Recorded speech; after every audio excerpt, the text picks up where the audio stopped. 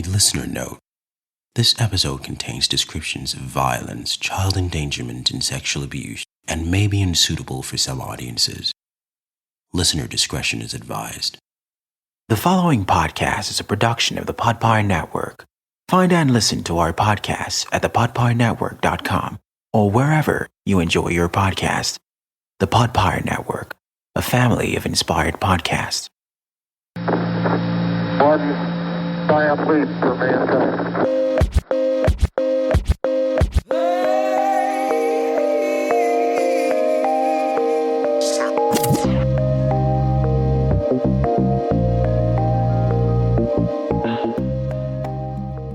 Okay. Yay, we made it! We did. We are here again with another episode of your favorite podcast, Interesting Humans, the podcast where we talk to seemingly ordinary people who are anything but ordinary. As always, my name is Bibi Shaforte, and with me excitedly is my co-host, Sarah Punawala. Hi, Sarah. How are you? Good. How are you? I'm good. You know, it's an interesting period for me. No pun intended. Because there's so much going on in my family life, in my work life, in my podcasting life too. So there's just so much that I have to balance right now, but I'm mostly good. Totally the sun is understandable. out. It started to rain less. So Yeah. we are starting to get that good weather that we've been hoping for the past however many months. Oh, yeah. So yeah, that's something to be Time happy to change about. your tires. Exactly. Yeah. So I'm just super lazy with that stuff. So I just got like all weather tires. So I don't that's have to change my amazing. Yeah. That is good. That is good. Yeah, it's such a struggle for me. Like, I can't make up my mind if I want to do it now, or is it going to snow tomorrow, or Yeah, exactly. Canadian weathers, right? Yeah. And then, you know, when I was making the choice, I had to learn the difference between all season tires and all weather tires. And apparently there was a difference that I didn't know. And apparently all weather tires are supposed to be the best because they handle pretty good, you know, in the like thick snow and like in the summer and everywhere. So I was like, okay, that one. Oh, it costs more. That no is problem. new It to saves me. Yeah. I was like, oh, They it sound costs one a of the few same hundred. thing. No, Oh my I God. used to think, I used to think those were the same things, you know, all weather, all season. Like, no, there's a change. There's a difference. I was like, okay, I'll do the good Sign me one. up. Yeah. Yes. So I got all weather tires and I've had them for 2 years now and no complaints. Good. Handles pretty good in the winter. And I've been to some pretty brutal places in the winter and it was perfect. And in the summer too, awesome. So yeah. Oh my God, weather. promotion. Look at that. They should sponsor the podcast. That's right. All weather tires as an industry should come sponsor the Amazing. podcast. But well, look at you, ready for summer. Everything is good. Everything is great. I'm really excited for summer. I just can't wait to go out for walks and hikes. And that's one thing that I started off in COVID, and I can't wait to continue doing that now. So super excited. I noticed your Instagram started to pop just about COVID, and it was you on all these nature walks. And right? I think there was one with you in a yoga pose, looking into the water, thinking deep thoughts. I was like, me? Yoga? Really? I must have pretended. And then, of course, you staged it. And then there was another one with you, like on some cliffside somewhere, looking into the distance. Like, my friend is either with an killing intelligent Instagram. Caption. Exactly. I was like, my friend is either killing Instagram or she's become a philosopher all of a sudden. It's one of the two. All these interesting people that have motivated me to do so much more, inspired me to think beyond. It's I think they're rubbing off on me now, so that's great. Great, awesome. And we are very, very happy to have with us today a personal friend of mine who I've known for years.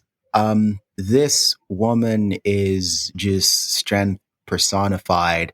And I before we came into this, like last night, I was thinking, how was I going to introduce Obi to the people, to the community, to the Interesting Humans family? And I was thinking, because so many times when you speak of women of color, you have to say they're strong. And I'm like, that could potentially be problematic because there's a reason why people of color, women of color specifically, are constantly having to be strong. It's because the world is such a messed up place most of the time, right? So wouldn't it be just nice to be able to say, oh, that's my friend, and you don't have to qualify it with they're strong. It's like, because they Right. had to be Yep. strong because crappy stuff was happening, right? But no, Abby is extremely, incredibly strong. And we are grateful and glad to have you on the pod, Abby. How are you? Good. Thank Welcome. you. Thank you, Sarah, for also having me on. I was listening to BB talk about, or you attempt to kind of eulogize me, and I was like, okay, is that me? But I mean, it's really great to be on the show today, and I think BB, you've pointed to a particularly problematic issue on the need for women of color to be strong, or Right. one of the qualifying adjectives always used There you go. when talking about women of color that stand out is a strength. There you And go. like you've already rightly said, it just points to a major issue that we kind of have, and yes, there's the element of being a woman of color. There's also the element of just being female in like general, because most of the time, to stand out in a world that is still trying to understand where you fit in as a person of color, as a woman, you have to have strength to occupy places that just weren't built for you. So Right. Right. maybe in some time, in Right. a couple of years from like Right. now, we wouldn't need to I mean, strength is still a positive Right. quality, but it wouldn't have to be a mandatory requirement Right. to stand out. Right. It Yes. wouldn't have to be That's the right. defining factor. And you said something about, just occupying spaces that were not built for females in general, or women or girls. And, and I recall a couple of weeks ago, I was coaching someone, and, we were talking about, and I was telling her, there was this opportunity, and I was telling her, go for it. And I was saying, I don't remember where it was that I read, but do you realize that when there's a job posting, for example, most men would look at the job posting and be like, oh, I have like maybe 2 or 3 of the things they've said they require. And they, we would just apply. Right. And the woman would like go like, oh, I have 9 of the 10 things they're asking for. And she would agonize over They're so that nervous one about it. thing that she doesn't have, and, lose the posting, and, lose the opportunity to apply for that posting. And I was like, you have to apply, because trust me, your competition is not agonizing over that one thing they don't have. And the reason that she's like that is because she's had to be twice or 3 times as prepared as her male counterparts for every single thing, right? So it's like women have to work twice as hard to earn, in some instances, even less pay, right? Just to hold the same titles. It's like, it's ridiculous. But you're right. That's absolutely true. This is the world we live in. We have to keep talking about it. We have to, I think one of the biggest harms that we do is pretend like it's not happening, because it's happening, and we're seeing it every day. So that's true. That's true. I actually like the context that you've added. So there is the part about women not feeling qualified enough, but there is also the reality of being asked a lot more questions if you put yourself up for a position than say That's a man That's in that the problem. position. That's the like problem. When we even look at how qualified or overqualified Ketanji Jackson had to be. Oh my goodness! It is insane. Goodness. Hope's dropping bombs. When they read her stats, right? When they read her stats, she was one of the most qualified people ever nominated to the Supreme Court, and it was still a whole brouhaha about, oh, can you justify this? Can you talk to this? It was like there were questions that were asking her, like, sir, this is not her job. Like, this does not fall within her job description to have the answers to these questions. Like, what are you talking about, sir? But again, this is what we're dealing with. That's true. You know what? This is a good start to the episode. I'm really excited to get into it. Thank you for your perspectives that you've also brought into the opening conversations. Well said. At this point, let's get into the segment that is really, really dear to mine and Sarah's hearts. And that is an interesting human story from around the world. And today I'm bringing you the story of an 80-year-old man who walked through a blizzard to rescue 3 cars of people. Oh, wow. Okay. So, yeah, let me tell you about Andre Bouvier Sr. So he is a retired rescuer, and he hiked half a kilometer through a winter whiteout. So it was a whiteout. It wasn't just your regular blitz. It was no visibility, right? To reach a woman that had used social media to sort of alert like the local neighborhood and authorities that she was stuck and afraid for her safety. All right. Insane. So yeah. So this happened when a lady named Shannon was looking at, being stuck in her car all night, and there was this whiteout and it was terrible conditions. And she had called like 911. They told her, it would take about 14 hours to get her to safety or whatever. Oh my God. Okay. And yeah, and she was in her car, and not only was she stuck, worried that she was stuck, she was worried that because it was a whiteout, if there was another car coming, they could run into her without realizing she was there, right? Yeah, of course. So he took it upon himself to, just get through the storm and go get her. And it's incredible. That's courageous. He did not have to do that. So yeah. Oh my God. Where was this? Just out of curiosity.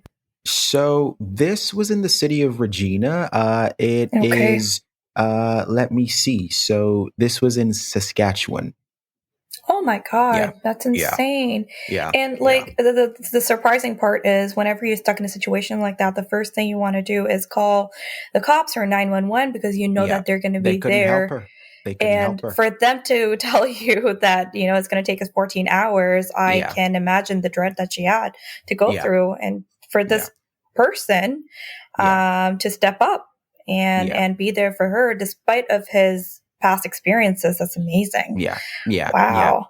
That's just looking at this, there are like 3 key things that stand out for me. So the first is, he's 80 years old. 80 years old. 80 years old out in a blizzard with little visibility and going out to help somebody that he doesn't even know. Exactly. She made a plea for help on social media. He's most likely a retired rescuer. Right. Years old. So there are 3 things. One, he's 80 years old, but that doesn't mean that he doesn't still, or he can't still use the skills that he's put to use his whole life. 2, the selflessness required to step out in a blizzard to go rescue someone that you don't even know. And 3, just I think when I think of the lady that was stuck, it points to a resourcefulness. So she called, she called everybody that could help. Then she's like, what else can I do? Social media. There you go. And it's like, she found help. So it's just a story of courage and bravery, like all round. I mean, once every 100 years, social media will do something positive. So I guess, but that's not even the end of the story. So on his way to her, he found, 3 other vehicles, right? With a total of 7 people in there. He led them back to his home. He let them sleep in his home overnight. Wow. He woke up the next morning early, plowed his driveway for them to get through. Like, it's like, dude, who are you? This like, guy was on a mission. Who is this? Like, who is this Captain Canada? Who is this? Like, what? Like, what? Yeah. Yeah. So that was a story. As soon as I saw that, I was like, yeah, we need to talk about this one. So That is insane. pretty impressive dude. Yeah. Yeah. Sometimes I just think that what people have in there, like what are they thinking when they're doing things? It's literally mind over matter sometimes, right? It's not even what inspires them or what skill set they have. Sometimes they just got to go ahead and do it. That's right. They're just determined to save people's life, and they just go in. I mean, I just hope that at that age I can even like hit the gym. To maybe lift like 30 pounds if I can. But for that person to have that determination to go out there, help, it's He didn't have to do this. I mean, at 80, he would have been well within his rights to think, oh, let some other people deal with this. And the uncertainties that come with that weather challenges as well, right? Wow. Yeah. So that was our interesting human story from around the world, this time from right here in Canada. We rarely get to talk about, we rarely have Canadian stories heroes on these things. Maybe I need to focus more on Canada, because usually our stories are from other countries, right? So this was locally brewed. Yes, and this was a uniquely Canadian thing that happened. Is whiteout snow in Saskatchewan, right? That's like, obviously everyone already thinks Canada is just blanketed in snow all year round. So we're just perpetuating that stereotype even more. And then, I mean, it is true. It is true. And I think in Alberta right now, there's still a lot of snow left. Nothing's melted. So it's not really truly summer here all the time. Yeah. So anyway, that was a good story. We will go on a quick break, and then we will come back and talk to our very, very, very special guest. Don't go nowhere. We'll be right back.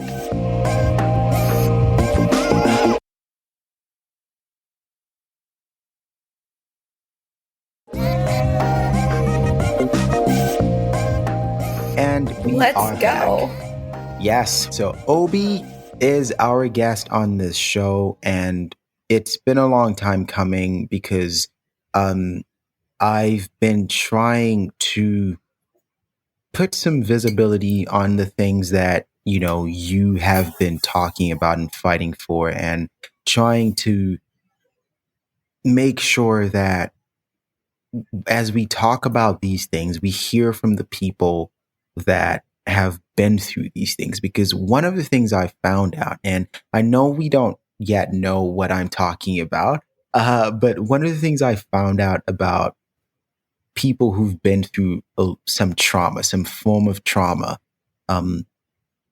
is that on the issues, most of the people with the loudest voices are people who don't have a clue about what happened, how it happens, what's going on, and how to stop it from happening. But they have very strong opinions nevertheless, right?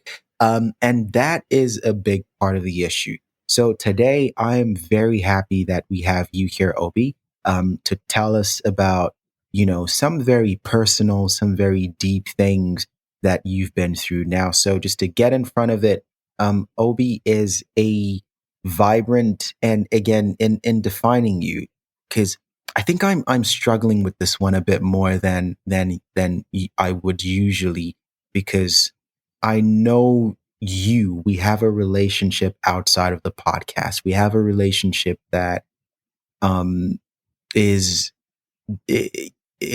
not just a baseline friendship. It's not, you and I have a very, very significant type of relationship. And so in defining you, I'm like, where do I go? What angle do I come from? Do I come from that, Obi is a very smart, professional who's accomplished, great things, because yes, that is who you are, right? Do I say Obi is a devoted daughter, and aunt, and, because yes, that's who you are as well. But unfortunately, you've also had to be the survivor of, violent sexual abuse, right? You've also had to then form yourself and remake yourself into a staunch advocate, an activist for ending, those types of situations. So it's been, for me, I actually spent a considerable amount of time last night thinking, how would I introduce, Obi tomorrow, and it seems like I still couldn't land anywhere, because how do you do justice to someone who is so rounded, and you want to make sure that you're not presenting such a 2D, perspective of someone who is, a whole complete person, right? So that's been my struggle. But I hope that I'm not botching it too badly. But yes, here you are. Thank you once again for joining us on Interesting Humans, Obi. Thank you very much, Bibi, and thank you, Sarah, for having me on the podcast. Our pleasure. I think just listening to you do the introduction, Bibi, it makes me feel fully appreciative, because most times when we look at survivors of sexual violence, there's a tendency to view them as just in their capacity as a survivor. They get defined by it, right? Yes. Right. And there's a tendency to forget that there's so many different facets to this person's life.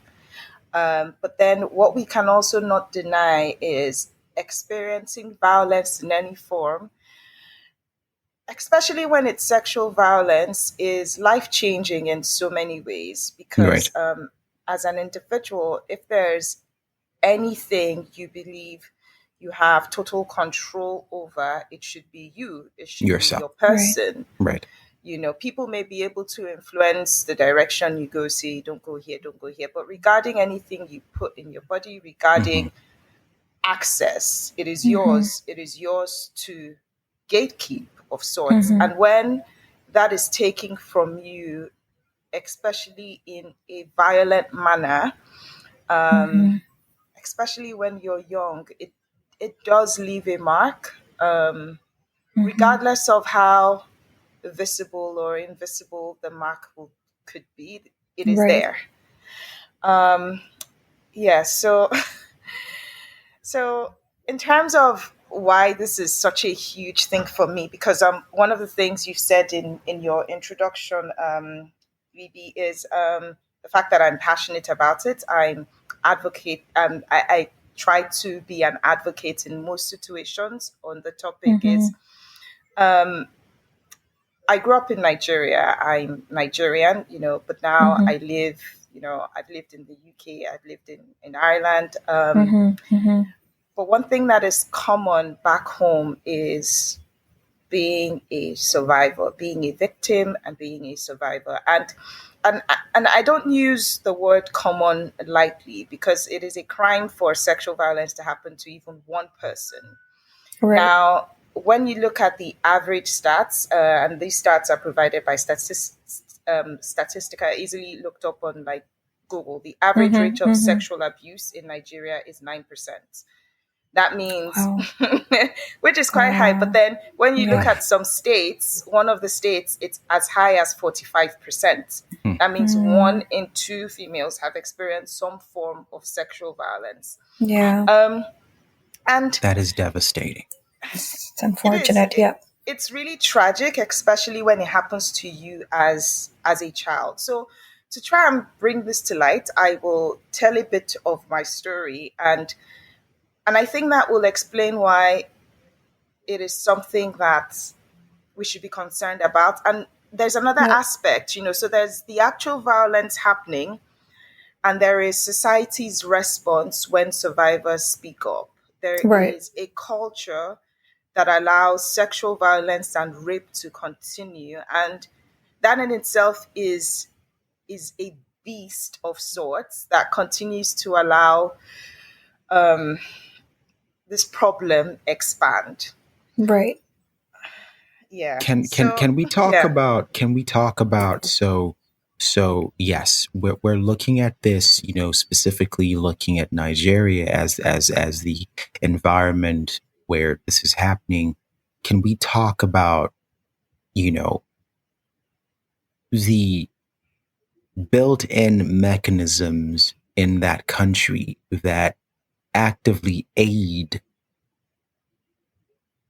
because I don't want to say tolerate and ignore, but actively aid and support things like this to happen? Can we talk about some of that? Because it's not, these things are not happening in a vacuum. These things are not when something is so pervasive, it is not a bug, it's a feature, right? When something happens over and over again, it's not a bug, of the system. It means the system was designed to do just that. And so the system is doing exactly what it was designed to do. Can we talk about the fact that there are in that country today laws that make it difficult to prosecute sexual violence, right? And Obi, you have way more insight into this thing than I do. So I just want to make sure we're getting it out there. This is not a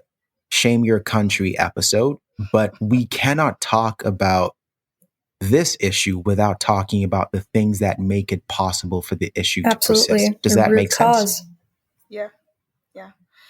Cool. So I think there are five things that you can kind of group it under. So the first one is the huge gender equality, like gender equality. And when you say gender equality, I realize that a lot of people don't know what it means. They think it's about, this person should be doing housework and this person should not be doing housework. And feminism versus and yes, the feminism bit is a totally different topic. It's part of it. It's like it's how people have framed feminism in the context of domestic chores. And I think it just goes beyond that. So gender equality is what happens when people think that education is wasted on a woman, or certain amount of expense when it comes to educating a woman is a waste. And I can speak confidently on like that because I'm the first daughter of four girls. My dad only had 4 girls. And he's from a region in the country where sons are prized. And growing up, I can remember someone saying to my dad that he's as good as childless as he only has daughters. So there's little to no value placed on women. Luckily, I have a father that does not share that view. He valued his daughters extremely throughout us growing up. And that is just one of the issues that allows this kind of violence to happen. Because if you don't value something, if you don't value a gender, it gives space for abuse. Absolutely. It gives room and space for abuse. Then the second thing is minimizing consent. Now, and I think that also stems from the whole gender inequality piece. Because if you think that a specific gender does not matter, why would you take the word as something concrete or as something that matters? If that gender tells you yes or no, it doesn't register. It doesn't matter to you because that individual as a whole, it doesn't hold any value. Matter. Exactly. Yep. Now, the third thing I think that allows, abuse of that nature to continue is the adultification of children, especially female children, and the infantilization of adult men. So in a lot of cases where abuse occurs, and in fact, I stayed away from Facebook the last couple of weeks because there were a lot of disgusting things I was seeing from like adults, and abuse is so rampant that in some of those groups, there can be a woman discussing how she found out that the man she married is raping, and I use the word rape because raping her underage stepdaughter. And the comments would be around, she must have enticed him, or he didn't know what she was doing. You need to send her away, like she's an instigator. So there's no concept of consent. Yes. Yeah. There's no concept of consent. One, there is no concept of the fact that the female involved is a child. Yeah. And a child cannot give consent. There is no awareness of the fact that the other person involved is a full-grown adult male that should understand right from wrong and should understand that he should not have made or he should not have chosen to take from an underage girl, you know. So the men are infantilized as not understanding, or, and this is where there is there's a bit of an overlap with religion, because in a lot of cases people use the example that, oh, Adam didn't know what he was doing, Eve gave him the apple, which is a different, but people have taken that to the nth degree, to use it as an excuse to continue to infantilize adult men, which is why you have the saying, boys will be boys. Instead of boys will be held accountable, or men will be held accountable. It's just one of those messy issues. And the other thing is we have faulty political, social, judicial institutions. There is no clear intent to follow through, to pass laws to ensure that people that abuse women, children, young boys feel the adequate consequences, because at all levels in society, you will find that even people that are supposed to be making those laws are guilty of the same crimes. And that's the part we don't talk about, isn't it? Because it's like, why is there such a concerted effort to make sure that we don't have laws in place that punish this behavior? And if you think about it, there's only one logical conclusion, which is, if there were a law to do that, then a lot of the lawmakers themselves would have questions to answer, right? So it's where do you begin, right? Where do you begin? So, yeah. I think where we begin is education, because and I don't just mean education in terms of books, because if for years as a female you've been told, oh, you don't matter, if you bat an eyelid at this man, you've unconsciously said to him, yes, you can do with me what you may. If you're out late at night and something happens to you, it's your fault. So, if that is the message that has been programmed. Sorry to interrupt you, but there's something you shared on your social media, and I think you must have shared this maybe a year or two or something ago. This was even before, you were actively fighting the fight that you're fighting right now. And it was some sort of,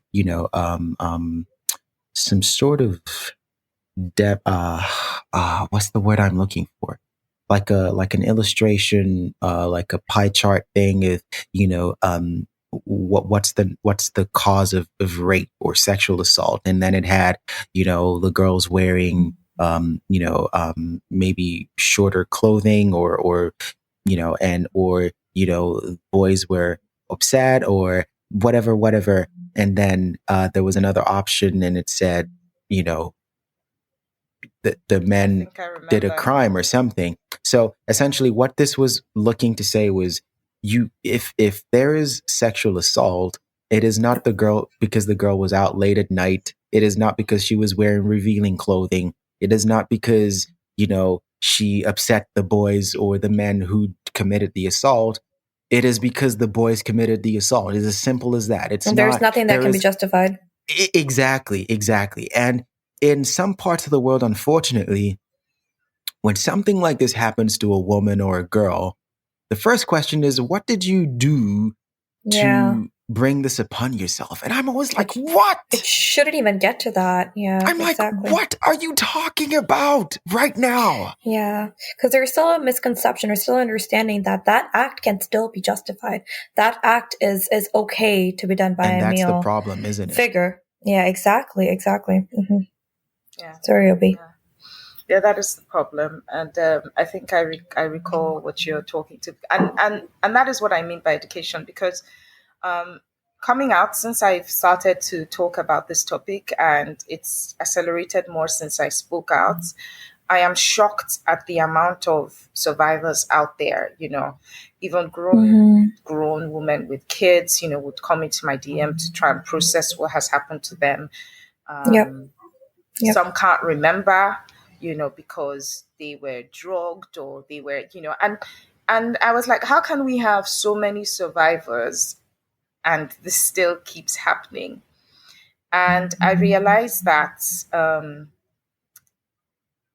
society, the culture of rape, there's the act, but there's also what comes after, which seeks to shame the survivor and protect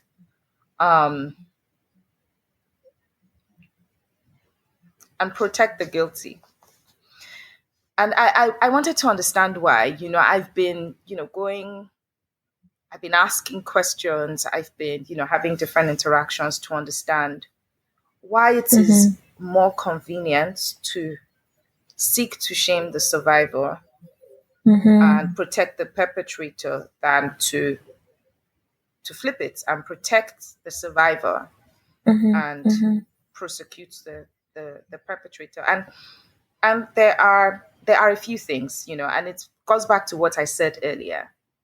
The gender inequality, the value of a man is unfortunately still seen as more than the female. Then there are also the cases where it is the young man that is being abused by an older female.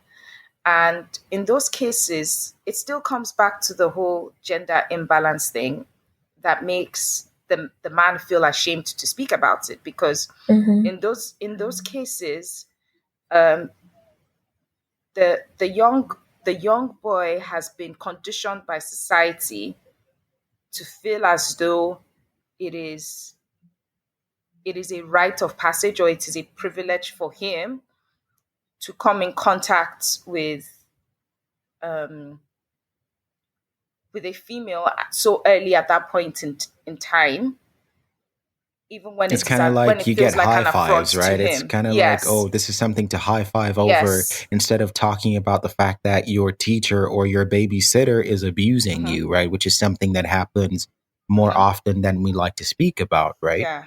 Yeah. And there are even cases where it is another older male that is abusing the younger boy, and there is this shame to speak because as males you're conditioned to just take it, so you're wired to just take whatever abuse is heaped on you and not speak up about it. And in the more extreme cases, some are wired to continue to abuse others. Or it's even, I'm also taking it as affecting that younger boy's manlyhood. There's a stigma that you're not, there must have been something about you. You're not manly enough. Right? That's right. That's right. That's right.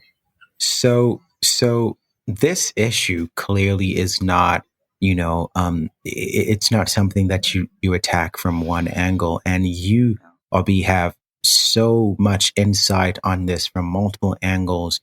Do we have permission to speak with you about what set you on this path? Just for our listeners who are, who are listening and yes, they hear the words, but they don't know why this is so personal for you. Are we able to go into any of that? Is that something you're comfortable speaking about, with us today? I know that you must have told this story a million times at this point, right? To different audiences. Would you be comfortable getting into some of that with us today? Yes, I mean, it's pretty much out there in the open. I know, like, my loved ones were really concerned because no one knew I was going to, go out public with everything. But I found the process freeing, and I'm happy to speak on it today. Like I was saying to both you and Sarah before the call, tomorrow would make it 18 years to the day that I was assaulted, and I want to see if I can tell the story without bursting into tears when I know the anniversary is so close. So if I do, I'm going to please just whatever you need. I think it doesn't reduce your strength in any way to own how you're feeling. This happened to you. That's something that should not have happened. And if you if you have an emotional response to it, that is what being alive is. That is what being human is. So please don't apologize if you need to take a break to, feel how you feel. That's authentic. That's what you're feeling in the moment. So, and we would respect that. Absolutely. Yeah, There's no judgment here. If you cry, I cry. No, we can't have you crying, Sarah. Yeah. Cool. So where do I start? So I went to secondary school. I went to boarding house. It was a somewhat exclusive private boarding house in Nigeria. And the thing with boarding houses in our time is some of them were located within the main city, which is Lagos, and a number of them were outside Lagos in different states. Now, the benefits with being in a state outside Lagos is obviously there is more land. So the schools are on bigger expanses of like land. You're more away from a lot of distractions and you have a good mix of students coming in from different parts of the country. So I went to a school, and I'm going to mention the name of the school because everything is public. It was a school called Olashere International School, somewhere in Osun State in the western region of Nigeria. Oh, I see. And I was a student of the school from when I was 10 years old till just before my 17th birthday. So from 1998 to 2004. Okay. So in my final year in school, I was a prefect, and I was PR prefect, so public relations, meaning that I was good with, comms and speaking, to different people. Luckily for me, I wasn't in school alone at the time. I had my twin sister in the same set with me, and she was also a prefect. She was sports prefect, and I had a junior sister 2 years below us in the same school as well. So as it would so happen, the school used to have examinations for new entrants or new students on the 1st of May. And being a prefect, that particular 1st of May 2004, I and my sis were involved with, setting up what was required for the exams, taking tours, taking parents of new students on tours around the school. And by night time, when everything had ended, all I wanted to do was something that was relaxing. So we were having public speaking that night in the hall, and I left my hostel with 3 of my friends, and we went to the hall. So we got there before the event kicked off, and they said to us that they made a broad announcement that students in my year didn't have to be there as we had our final exams coming up. So and our final exams were something called WAEC, which would be similar to taking your SATs if you're in the US or IGCSEs if you're in the UK. So I left the hall with 3 of my friends, and just when we had gotten to the exits for there's a car park in front of the hall, we ran into some boys in our year and some boys that were in A levels. So I wasn't speaking to the boys in my year at that time because they had been quite mean. There was a boy in my year that wanted us to continue dating, and I didn't want to continue to have anything to do with him.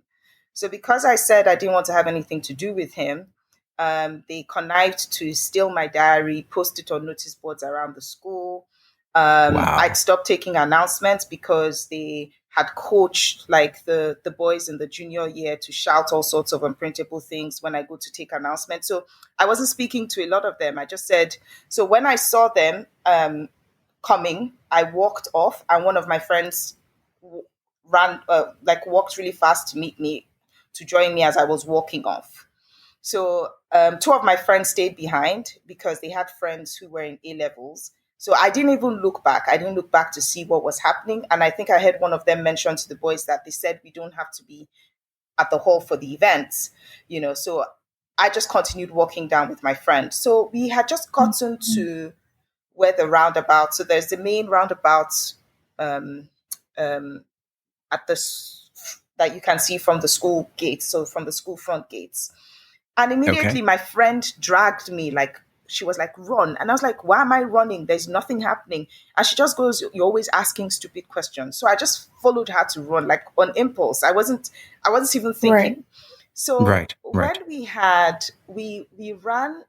we ran past, so the way the school is shaped like an 8. And I wish I had a map that I could show you.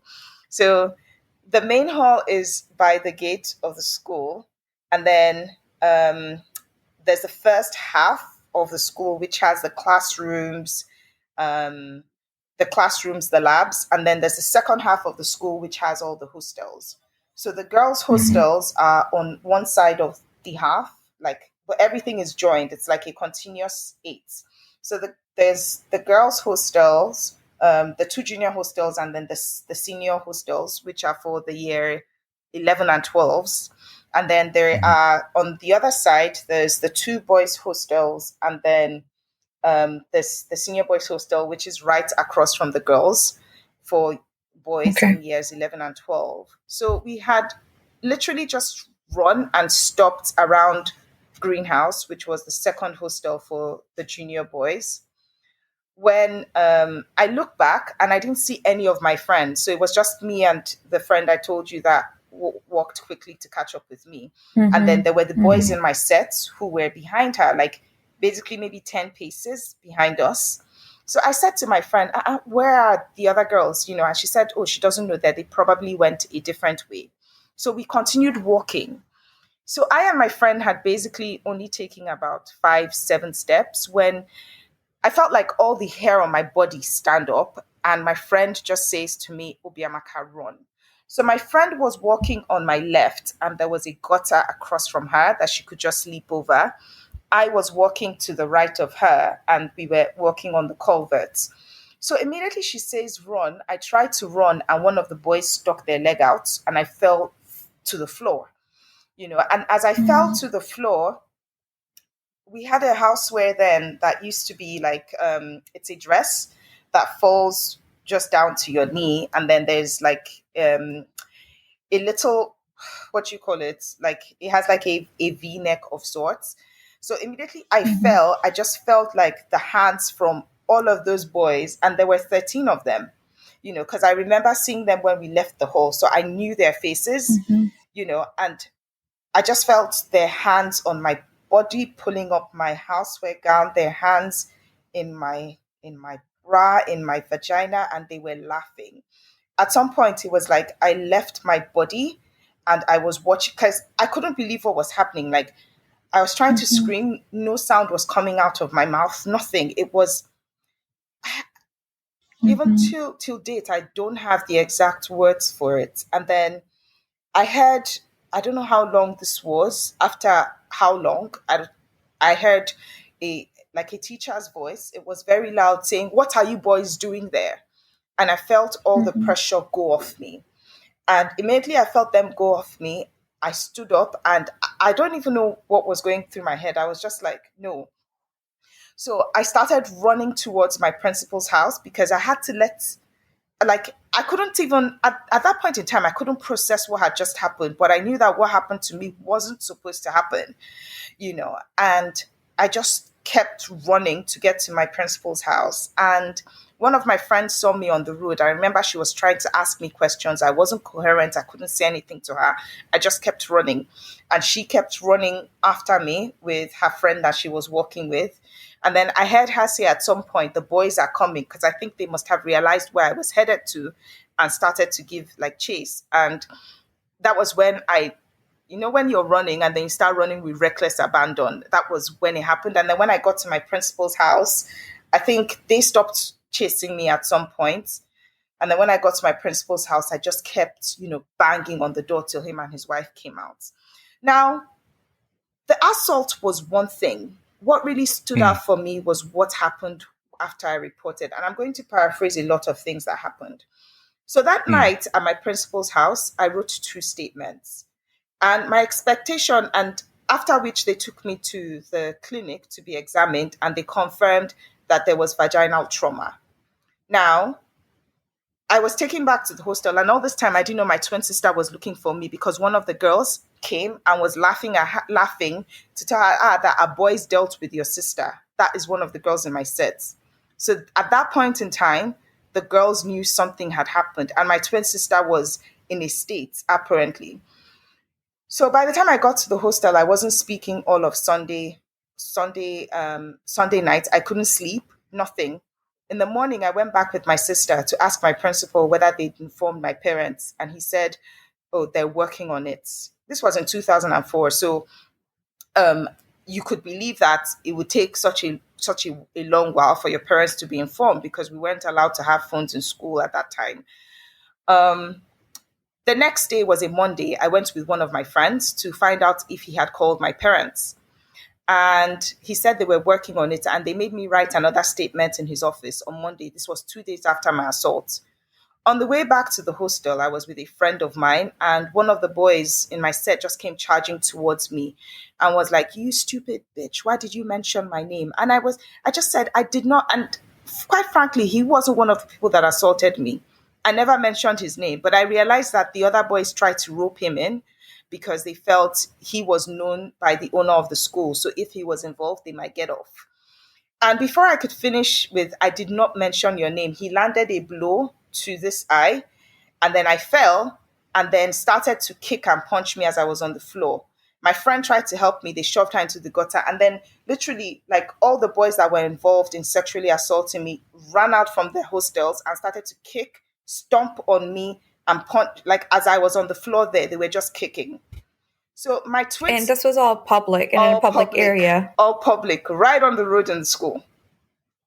I'm just livid, because when you're done with the outline, I really want us to get into the criminality of the dereliction of duty in terms of the duty of care that the school had toward you, and to allow all of that to happen, and then how they handled it. The story just keeps getting worse. The story just keeps getting worse.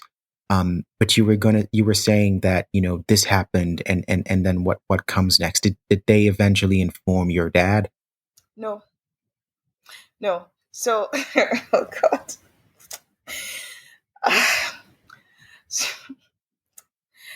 So my twin sister had a commotion. She was in the hostel. She had a commotion on the balcony. And she was like, "What is happening?" And she came and she saw girls. Some of them were laughing. And she saw a group of boys kicking, like there was some commotion. And she realized that it was me. And she said she doesn't know if she was dressed. She doesn't know what she was wearing. She just ran out of the hostel, and two of her friends followed her. And I'd never seen my sister, because I was just there. Like, I would consider myself a fighter on a regular day. But at that point in time, like, I couldn't process everything I'd been through. So what was just in my head was protect your head. So this was how I was, like, on the floor while they were kicking and whatever. To tell you how bad it was, they had to get extra security reinforcement from the main gates to pull off all the boys that were on me, in addition to my sister swinging and, trying to get people off. No teacher intervened. No one came out. The next day, they called a special assembly, and the owner of the school attended that special assembly, where they announced that the boys would be demoted to junior house, and they would not be allowed to attend prom and graduation, and they announced the same punishment for me. So you were getting punished for being assaulted and victimized in full view of students, faculty, everyone. And it doesn't end can there. we talk about the internalization of abnormalcy that a lot of the girls in your year were showing? Because for them to be laughing or bragging on the fact that their male friends had assaulted you, that tells me that they in that moment did not see anything wrong with it. They did not see anything wrong with boys attacking another girl, right? And so the internalization of that, speaks to the culture, the larger culture in which these girls grew up, in which the school itself was located, in which everything was functioning. It just speaks to a decay of the social fabric, to the point where a girl is watching another girl get assaulted by a group of boys and her reaction is to laugh. That is chilling. That is chilling. Since I went and public, even the severity. Mm-hmm. Since I went No, sorry, I was public, just going to mention. Yeah. I was just going to mention even the severity of the punishment at that point as well. Like, despite of all the flaws the school system had, the severity of the punishment was to demote the boys and put the girls in the same group. I mean, I would assume this like, maybe like you mentioned, this is a criminal case. They should have been suspended. They should have been behind the bars instantly. And it's boys just the should way have it's been been taken. thrown under the jail. And if they were not old enough, there are cases that I know where certain crimes are severe enough that the minor is tried as an adult. In certain countries, the minor, because it's like you've shown extremely adult behavior, we're going to try you as an adult. If you want to do adult things and do adult crimes, you're going to do adult time, right? Exactly. But not only did that not happen, they just got what was equivalent to a slap on the wrist. And then to make it worse, the person who was the victim of all of that also gets punished and stripped of her prefectship or prefecthood, or and they just gave their judgment without knowing anything about the story. Like we're here on day 2. Oh no! That's the worst part, because they know the story, right? Oh, they got her to write 2 statements on 2 different days, right? 3 in total. Probably trying to trip her up, right? To see if she would make a different statement each time to be able to say, oh, you're lying, right? Because they get you to make a statement on day 1. And this is a tactic that police in some more unscrupulous countries would deploy. Is they get you to make a statement now, then they wait a while, then they say, make another statement. And then they compare the 2, trying to see if you've deviated in any way, between the 2 statements, so that they can say, oh, the whole thing is flawed. The whole thing is a lie. Right. So they had details of what had happened, and they still chose this to be their response to all of that. Every time I've heard this story at this point, I've heard the story maybe 5, 6, 7 times. And every time I hear it, my brain struggles to process it, because it's just so, it's the most outlandish thing ever. Yeah. And this is just one person's story. There's a million out there who's experienced the same. They didn't call my parents. My sister had to take a phone from a parent that came to visit. And that was how she told my dad what had happened. And luckily for me, my daddy fought. So it got so bad because the owner of the school used to be a former MD, managing director of the bank where my dad worked, which was the biggest in West Africa at that point in time. One of the boys involved, in fact, 2 of the boys involved, their parents were also within the banking system. So let's just to make sure everyone understands, one of the boys involved, his dad used to be your dad's boss. No, the owner of the school used to be my dad's boss. So the owner of the school, okay, so the owner of the school used to run the bank that your dad worked in. So what I'm trying to pull out here is the dynamic of power already was skewed in favor of the school, right? And them protecting their interest, right? And the owner of that school, being an ex-executive at the company that your dad worked, would still, one could presume, wield a bit of power with the executives at your dad's workplace. So imagine for this man who's just heard this thing has happened to his child, and having to face the possibility that not only has this happened, but he could face aggressive retaliatory action from his employer if he decided to go public with any of this. Can you just imagine how horrible the situation was? It's insane. God, yeah. It's insane. Yeah. I've also been thinking about the girls because, before I went public, there was one of them that sent me a note to apologize. I was with my partner when she sent the note, and I said, see what she sent. And he was like, I should understand that high school is a difficult time for everyone, and not everybody has the courage to stand up for themselves. So I should, at least she's come out without prompting to say she's sorry. And since I went public, a lot of them have come into my DM. There was one particular, and I think I shared some of them anonymously. So some don't remember what they did, and they reach out and they're like, oh, they're so sorry this happened. I was like, so you can't remember the role you played? And the other thing I was trying to understand was, what did I do that made you as girls hate me?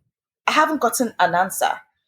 What someone was telling me was that they were jealous, and I said, jealous of what? She said, oh, you were good in academics, you were beautiful, you played sports, you were a prefect, you did this. I was like, but I was nice. They asked me for anything. I shared literally everything I had. My parents never came to school without me sharing. So what was so bad? What did I do? Because you need to understand, like I was trying to understand, it wasn't just one thing. It was a number of things. And they didn't just stop there. I had people apologizing for spreading rumors. They said some of them knew what happened, but they told their parents and aunts that I deserved it, that I was this, and I won't even say some of the unprintable things that they said. And I was like, so you people have been okay for the last almost 18 years. Not just that you did what you did, but you continued with the character assassination for so long. And now you expect that a sorry is okay. Can we talk about even the flaw in that argument is, do you have to like someone to understand when something horrible? Do I have to like you for me to know that if you're being assaulted, that is a problem? I mean, if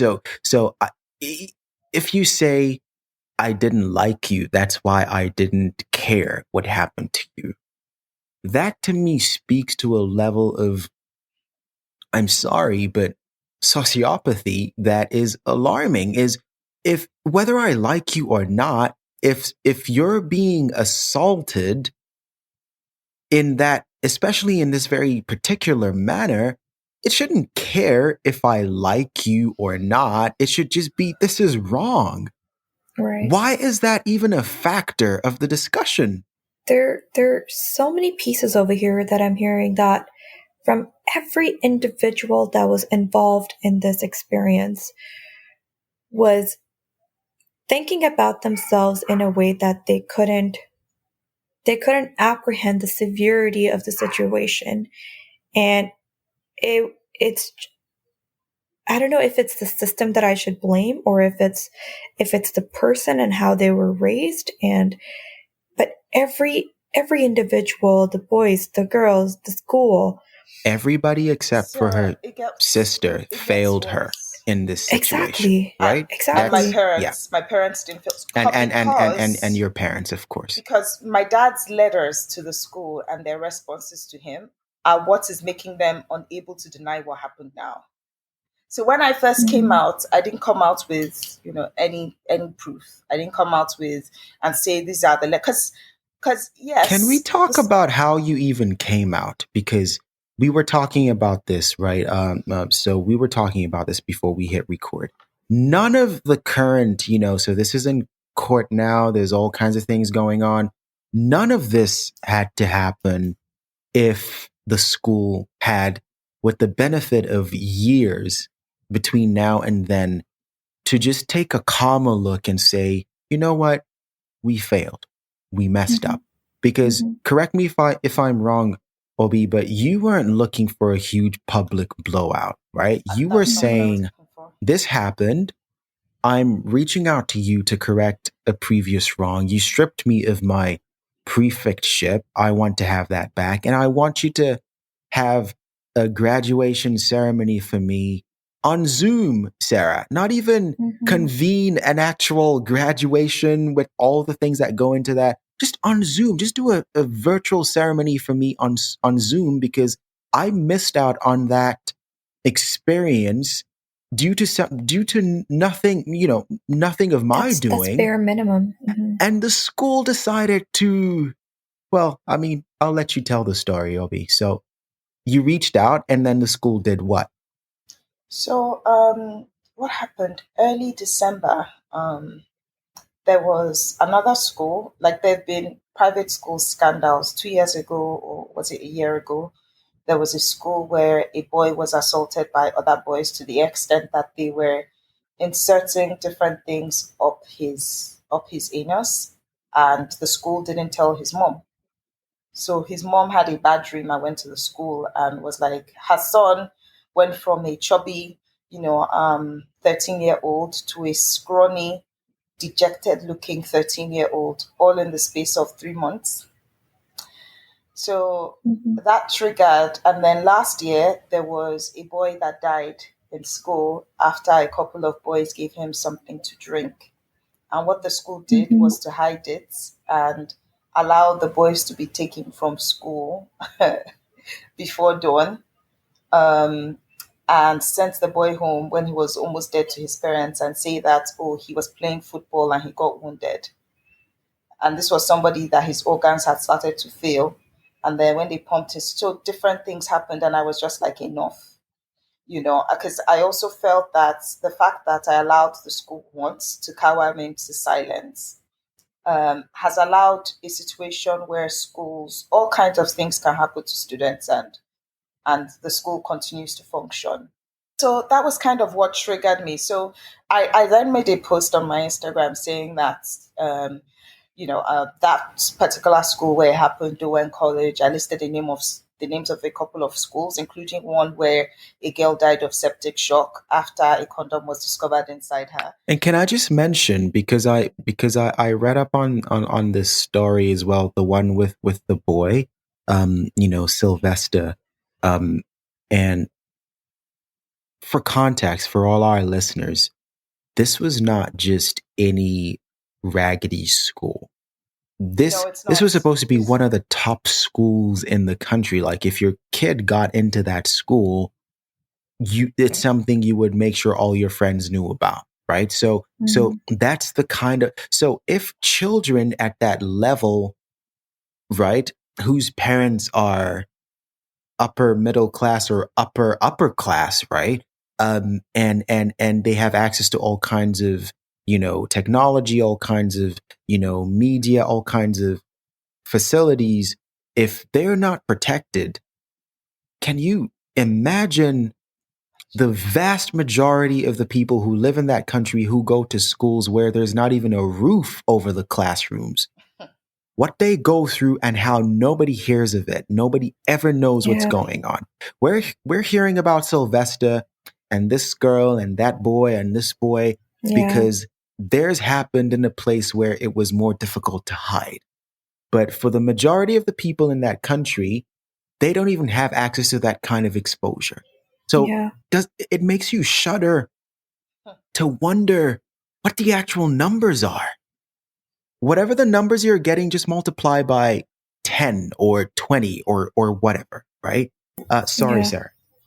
No, I was just mentioning that despite of these, the amount of cases that happened with that school, the school continued to decide to keep the integrity of their reputation by hiding these matters and by masking it, instead of taking more extreme precautions or doing something that would bring the reputation back instead of having to put so much effort in hiding this.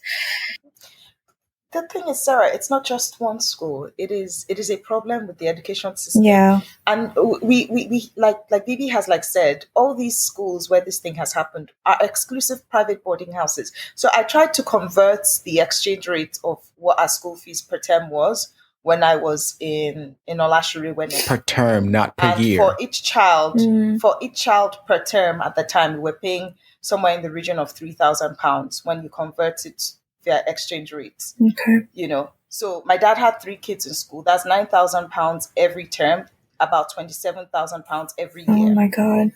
So it's not, and even with the schools now, those are the extents. And your child is not safe. Talk less. So in public schools, how can you expect your child to be safe if your child cannot be safe in an exclusive private boarding house? And that is my anger. And I'll tell you why it expanded after I came out. So when I made the post, someone that went to the same school I went to, who was a year above me, was like, why are you dragging Olashere into this matter that it's a different school?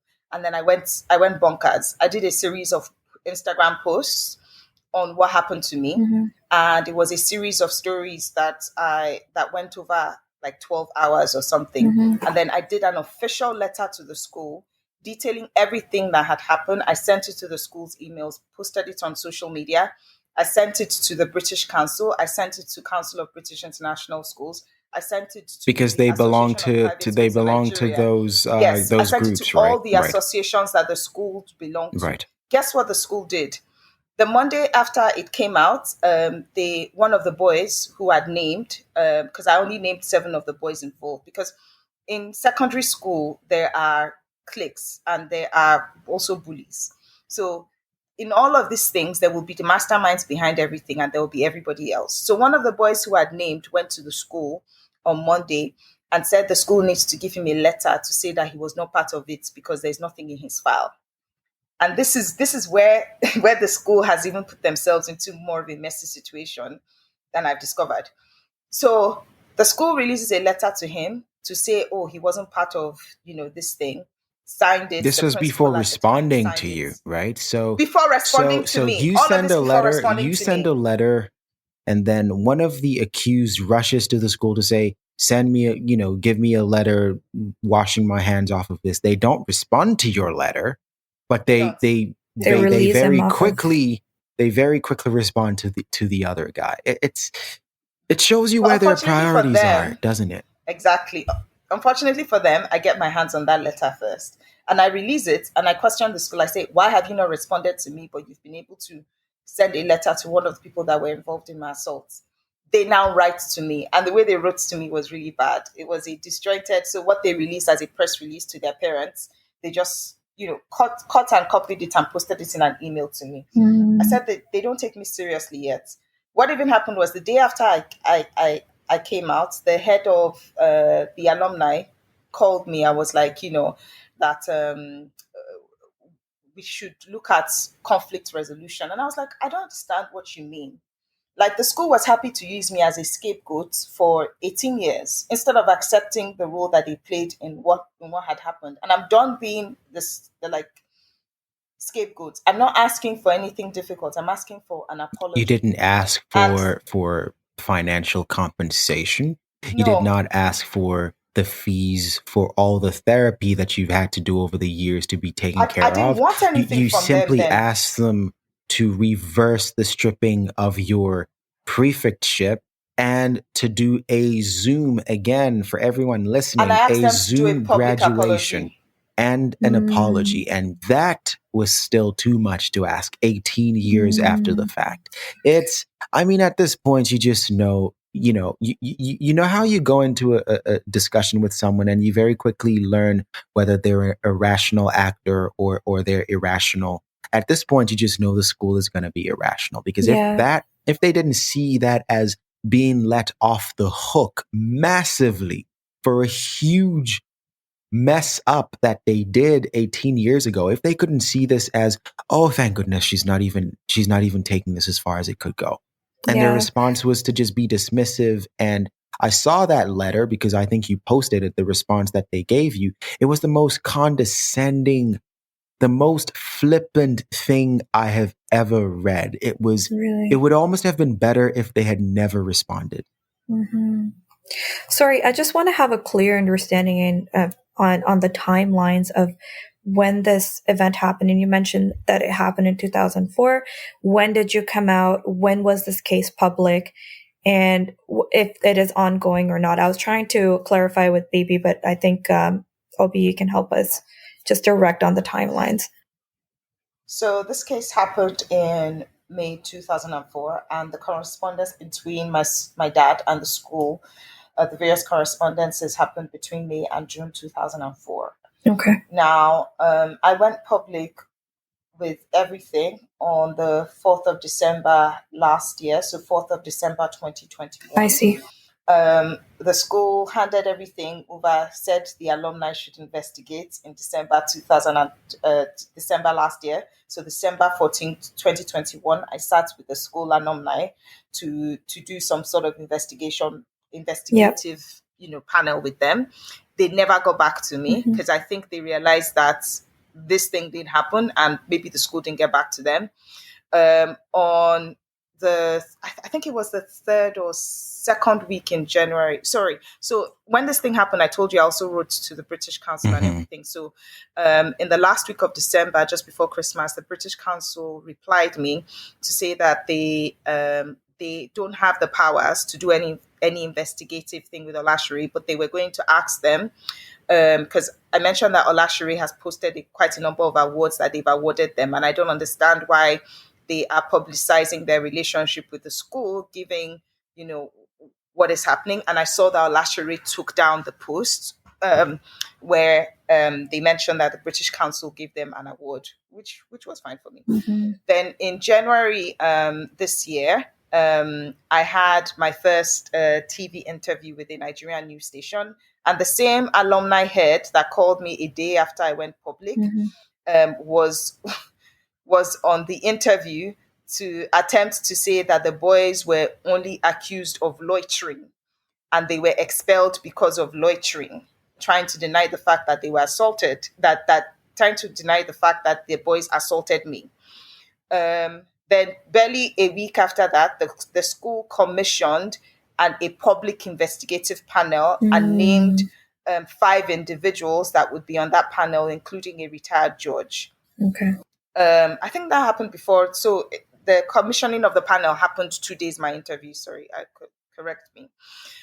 Then I wrote to the school and mentioned that if it's an investigative panel, they should also allow me nominate people to be on the panel as well. And the school never got back to me on that because I nominated the former head of the Human Rights Commission in Nigeria, a lady who heads up a foremost agency against abuse in Nigeria, Warif, and I nominated a clinical psychotherapist as well to support with representing me on the panel. The school never got back to me on any of that. So going back to the panel was supposed to run for 6 weeks after the school publicly announced via PR and everything. And the panel recently asked for an extension. So I sat in on a couple of panel sessions, and what has been confirmed is there has been a lot of destruction of evidence on the part of the school. I won't say more than that, given where we are now, but the school was not counting on my parents retaining records. Now, in that time before they had a knowledge of the records that I retained, one of the boys, so the same one who went to the school to say, the school should give him a letter, sent me a cease and desist. And I posted it and I said, I'm not going to desist. Take me to court if you know what I'm saying is a lie. Another of the boys who was a ringleader, so the one that I said I stopped, that I didn't want to date anymore and started this whole thing, actually was stupid enough to not just do a cease and desist, but to take me to court. And we filed a countersuit. And part of what I filed as a countersuit is that he cannot hold public office in Nigeria anymore because he holds public office currently. And that is what also happens when, people are not held accountable for their actions. So that's currently where we are now. And I've resolved that when it comes to these issues, it's not one thing.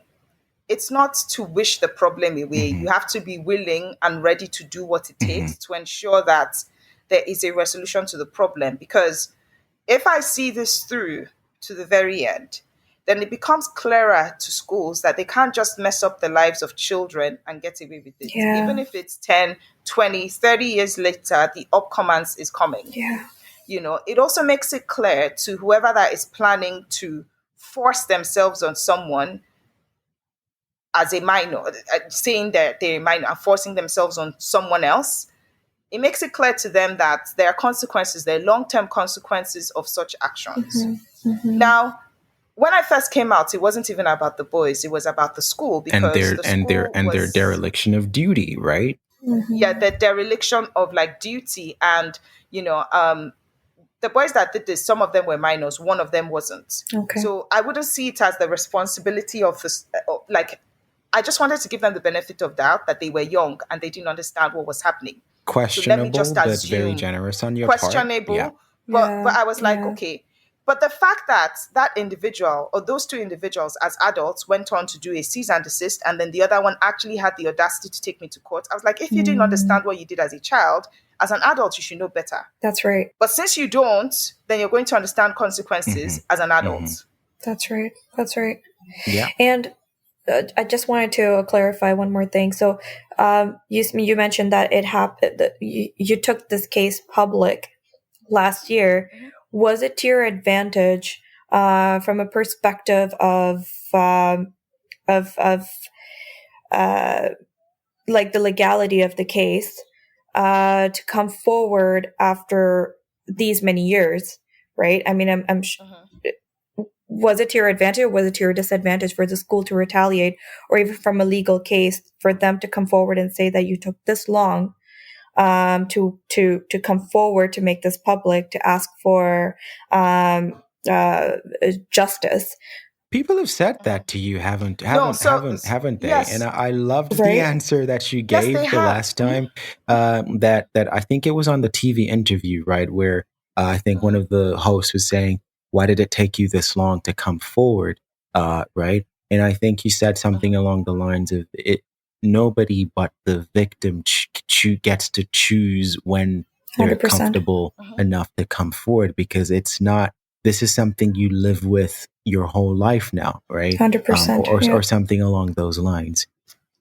But then the other aspect is I actually did come forward immediately happened.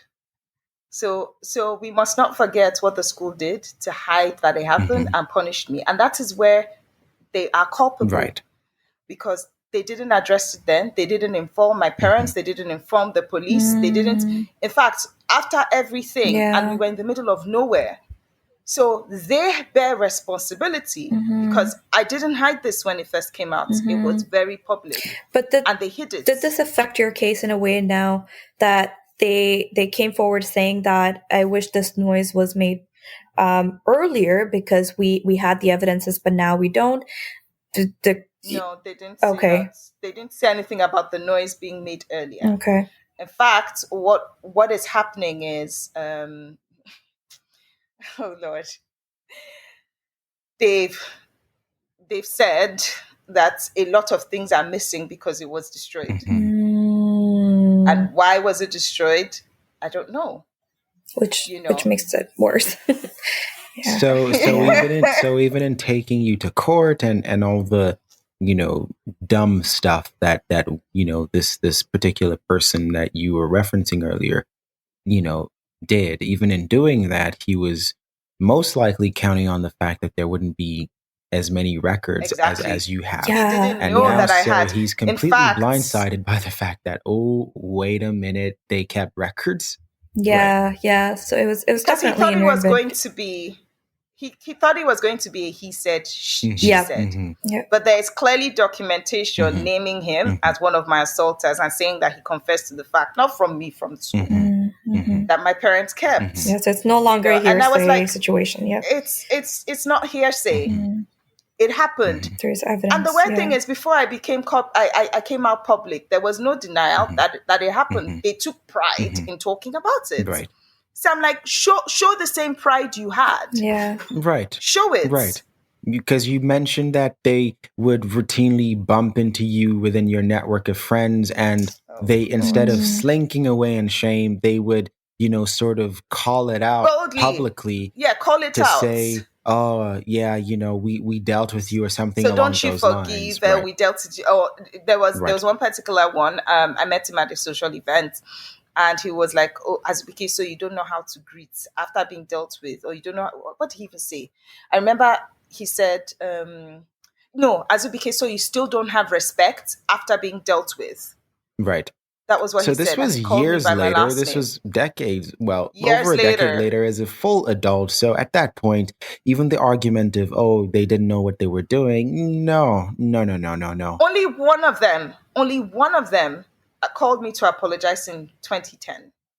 And I realized, because I was saying to one of my friends that this person apologized, and she goes, oh, that his mother beat him so badly after it happened in public. So there's a role that parents play in getting their children to understand the enormity of what they did. Because the other ones, I think maybe their parents just coddled them. So maybe they don't understand the enormity of what they did. I honestly, every time I hear this story, it just makes my blood boil. I hope that everyone listening understands that at this point, Obi is not just fighting for herself, because again, she has a whole different other life, right? She's not some woman who's a crisis actor who this is all she has going for her. She's having to balance dealing with this nonsense with her actual day job, at which she is doing quite well at. So she doesn't need this distraction, if you want to call it a distraction. She's doing this because it matters. And she's hoping that by doing this, there will be light finally shed on a very sheltered issue in society, where people just do these things and they think that there are no laws and there are no repercussions, and it's just par for the cause. Yeah. One of the things that got to me, BB, when I first came out was people were talking on Twitter.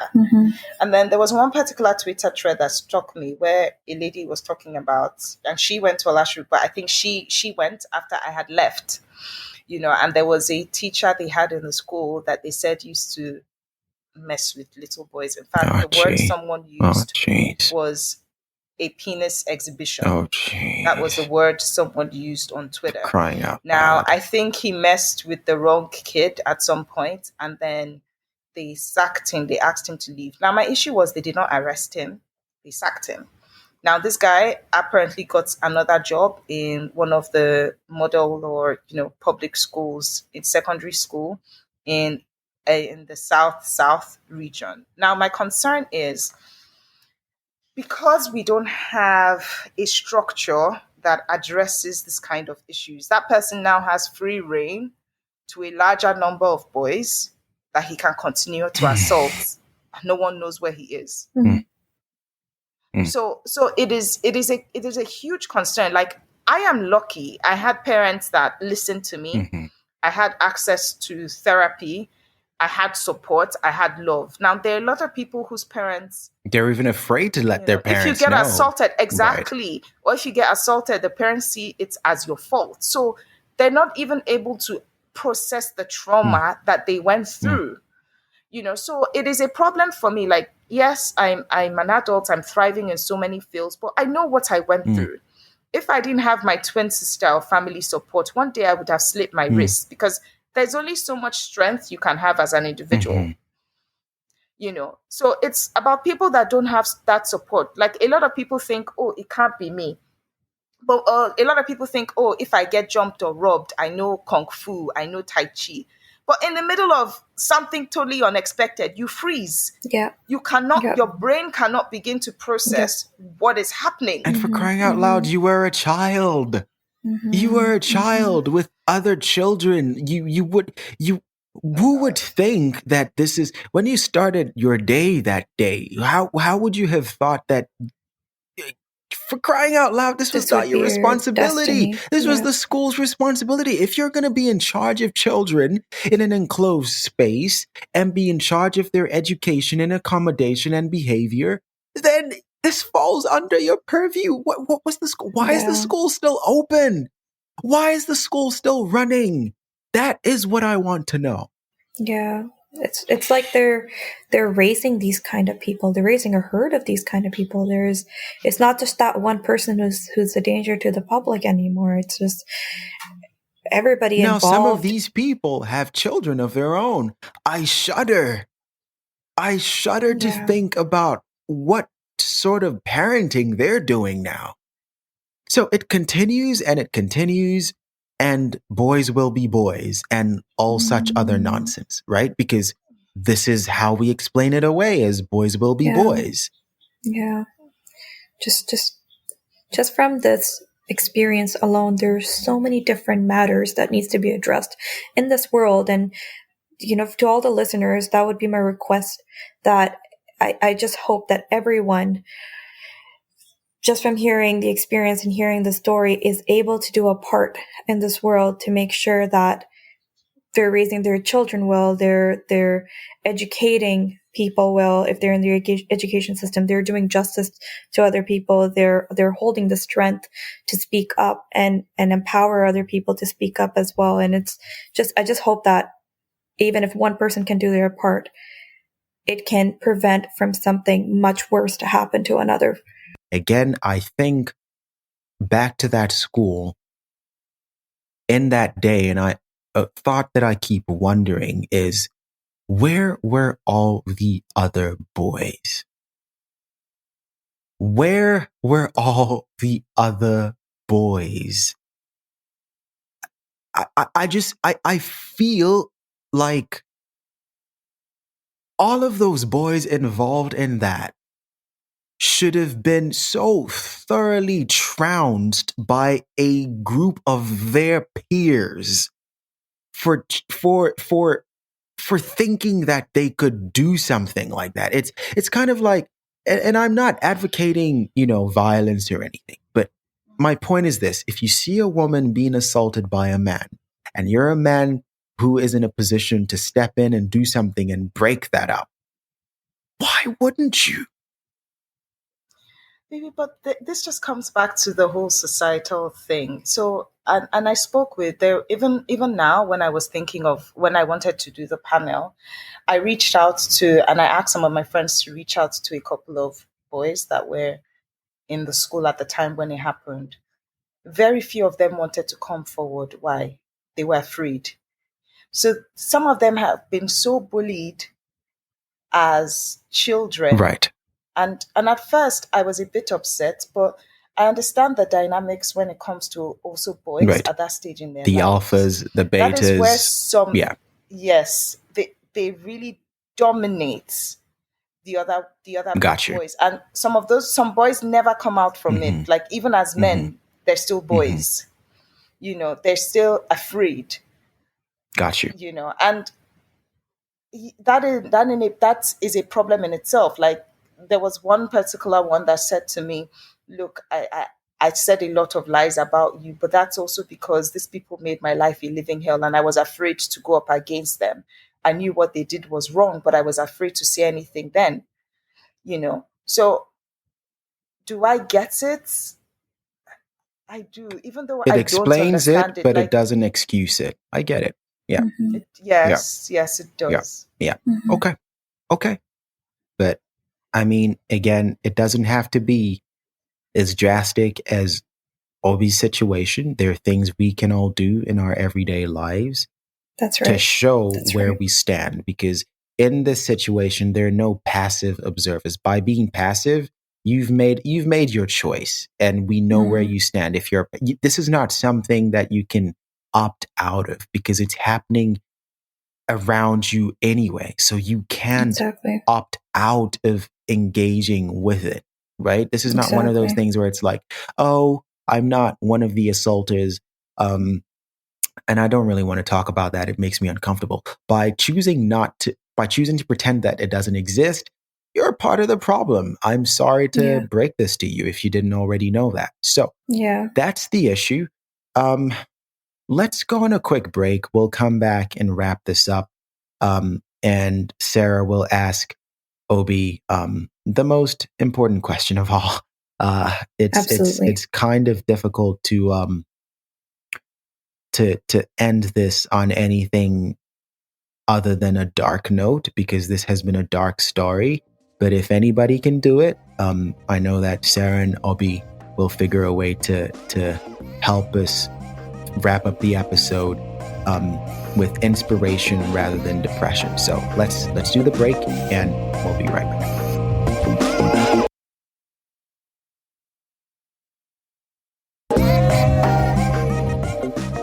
Okay, we are back, and thank you so much for sticking with us through this very nerve-wracking episode. Everyone listening, Obi, thank you so much for sharing such personal and harrowing details of what you've been through. It's honestly, I hope that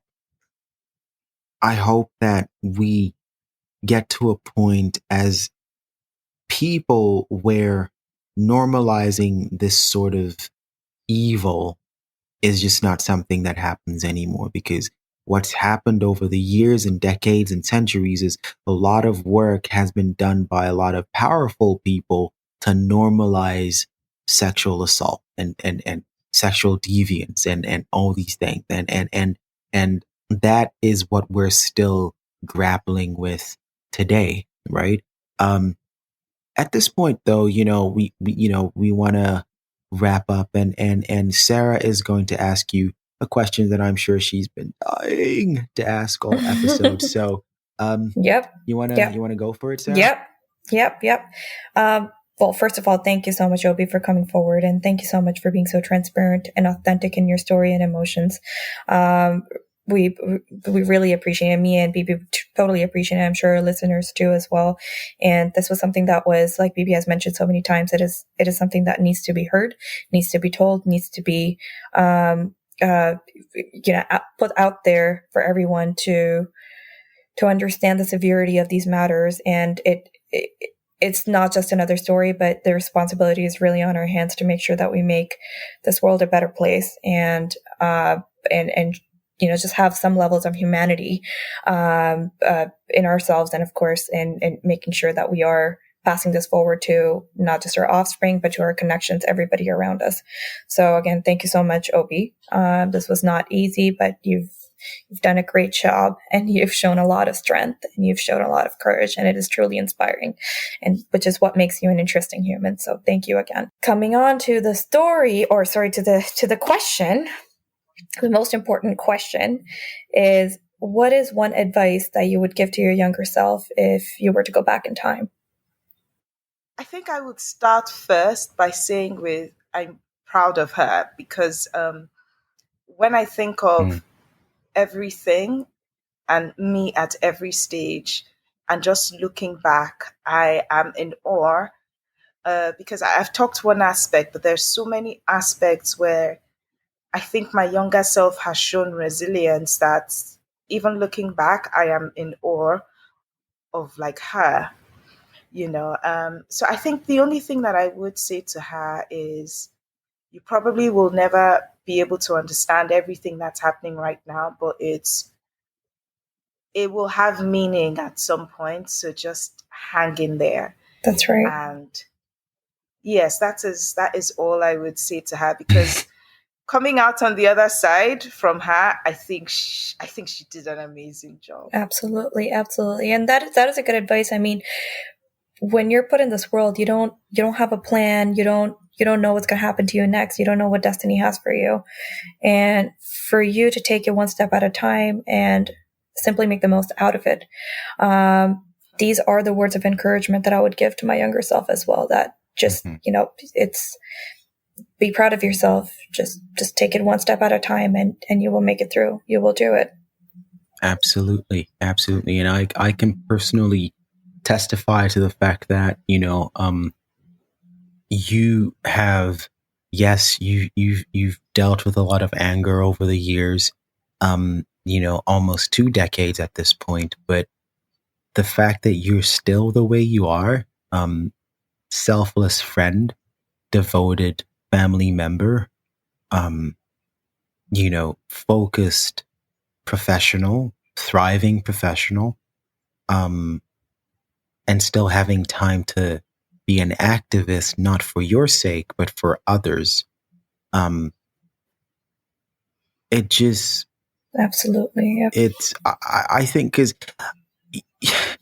I think we always wait for someone's time, people to people to be here and then they're no longer with us, and maybe, they're now in the history books, then we go, oh, that was an impressive human being. But there's so many impressive human beings in our everyday lives that we know personally that we don't identify as impressive just because we know them.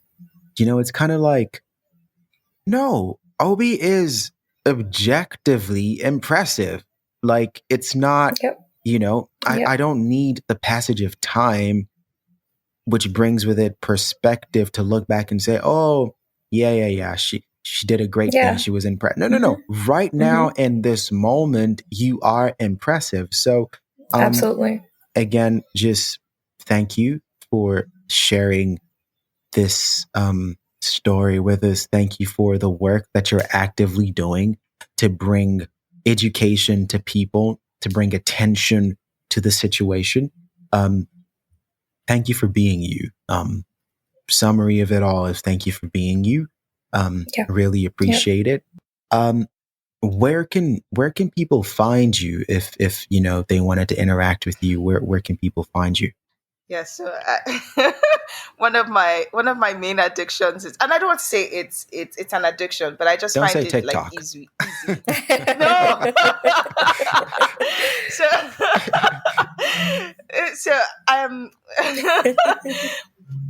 one of the weird things. So this is deviating from the point. So I saw a video where someone referred to the older people on TikTok as those born in the early 90s.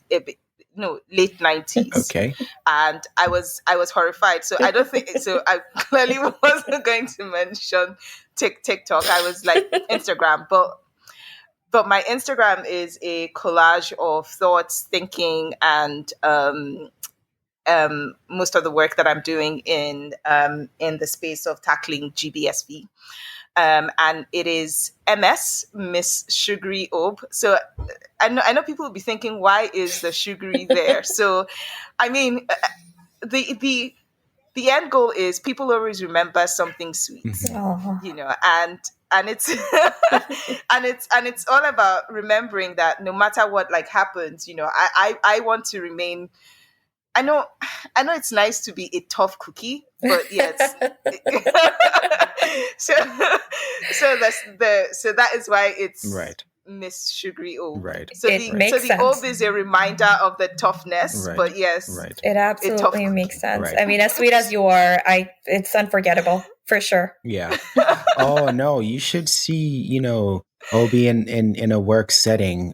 You wouldn't make the mistake of thinking that this is a pushover. Like I'm Obi a shark. is, yeah. No. You don't worry. You don't even need a reminder to know to come correct. But at the same time, she's also like the kindest, sweetest person. I've seen you be selfless over and over again.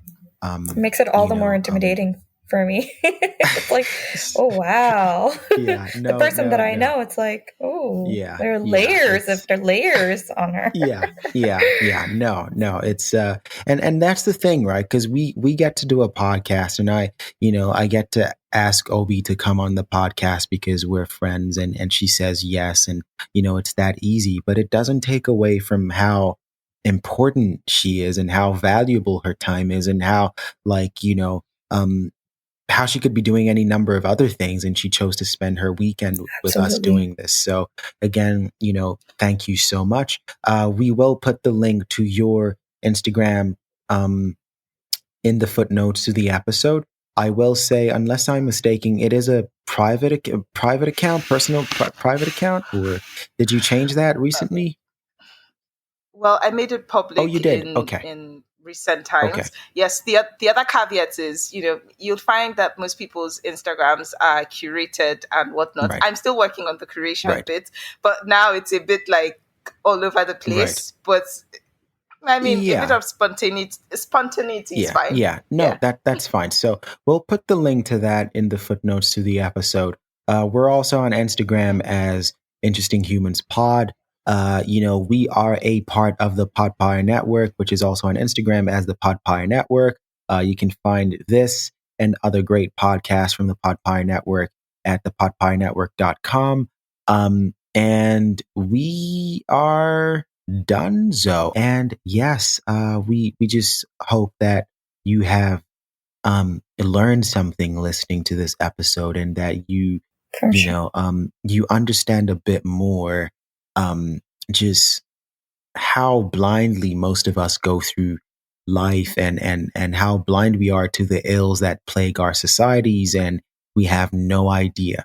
We just have no idea because it hasn't happened to us or someone that we know personally, right? So it's easier to just say, oh no, I don't know anything about that. It's your job. If you're an adult in a functioning society, it's your job to find out as much about stuff as you can. And there's really no excuse right now, right? We have the internet, we have supercomputers in our pockets all day. You can literally spin up the information that you need at a second's notice. So there is no excuse anymore.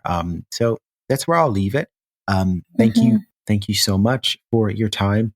And Obi, again, thank you. And we hope that you prevail in the very, very important work that you're doing, not just for yourself, but on behalf of literally perhaps millions of people who have no voice of their own and no access to the things that you have access to. I think it's extremely important.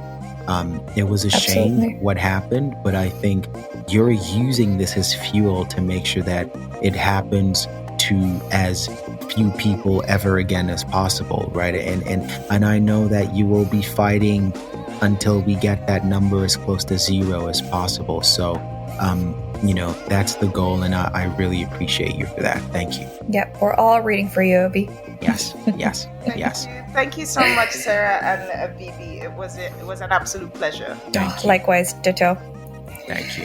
Okay, take all care, right, everyone. I guess, Bibi, this is it. Take care. Bye. This is it. Bye.